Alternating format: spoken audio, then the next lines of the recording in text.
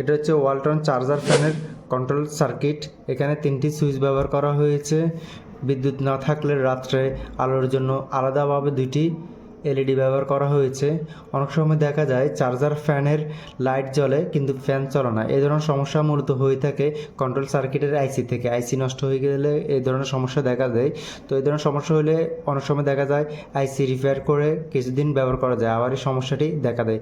তো এই ধরনের সমস্যা পুরোপুরি সমাধানের জন্য অবশ্যই এ ধরনের একটি সার্কিট পরিবর্তন করে দিলে একেবারে ফাইনালি একটি সমাধান পাওয়া যায়। তো এই ধরনের সমস্যা হইলে সার্কিট অবশ্যই আমাদের সাথে যোগাযোগ করে বাংলাদেশের যে কোনো স্থান থেকে সংগ্রহ করে নিতে পারবেন এই ধরনের কন্ট্রোল সার্কিট। সার্ভিস সংক্রান্ত যে কোনো বিষয় জানতে আমাদের সাথে যোগাযোগ করতে পারেন। এই চ্যানেলে বিভিন্ন প্রোডাক্টের সার্ভিস সংক্রান্ত ভিডিও দেওয়া হয়। ভিডিওগুলো ভালো লাগলে চ্যানেলটি লাইক, কমেন্টস এবং সাবস্ক্রাইব করে রাখবেন, যাতে করে পরবর্তী টাইমে ভিডিও দেওয়ার সাথে সাথে সবার আগে আপনার কাছে পৌঁছে যায়। ধন্যবাদ।